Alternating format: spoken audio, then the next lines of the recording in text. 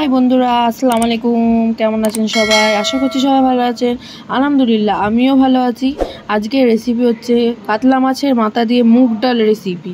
চলুন দেখা যাক কিভাবে বানায় কাতলা মাছের মাথা দিয়ে মুগ ডাল।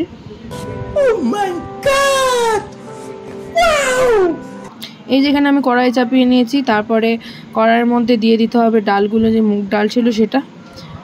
ওটাকে ভালোভাবে নেড়ে ছেড়ে ভেজে নিতে হবে। এই যে আমাদের ভাজাটা প্রায় হয়ে এসেছে।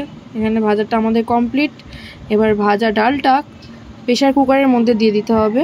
প্রেশার কুকারের মধ্যে দিয়ে সামান্য জল দিয়ে ওটাকে সেদ্ধ করে নিতে হবে। তারপরে মাছের মাথাটা ভালোভাবে ভেজে নিতে হবে। এই যে ভেজে এখানে তুলে নিয়েছি। তার মধ্যে তেজপাতা, শুকনো লঙ্কা আর পেঁয়াজ দিয়ে, আর একটু সামান্য হলুদ, গুঁড়ো লঙ্কা দিয়ে, তারপর হচ্ছে যে জিরে গুঁড়ো, লবণ একসাথে সব দিয়ে ভালোভাবে মশলাটাকে কষিয়ে নিয়ে মাথাটা দিয়ে দিতে হবে। দিয়ে মাথাটা খুন্তির সাহায্যে একটু ভেঙে ভেঙে নিতে হবে। ডালটা এদিকে সেদ্ধ হয়ে গেছে, ডালটাও ঢেলে নিতে হবে। দিয়ে একসাথে মশলা, মাছের মাথা আর মুগ ডাল একসাথে কষিয়ে নিতে হবে ভালোভাবে। তারপরে যে প্রেশার কুকারে ডালটা নিয়েছিলাম তার মধ্যে একটু জল দিয়ে সেই জলটাও একটু অ্যাড করে নিয়েছি। এখানে সামান্য একটু চিনি দিয়ে নিয়েছি। তো ভালোভাবে নেড়ে নিতে হবে। যে মশলাটা কষিয়ে নিয়ে একটু যে গুঁড়ো গরম মশলাগুলো হয় সানরাইসের, ওটা দিয়ে নিয়েছি সামান্য জল দিয়ে।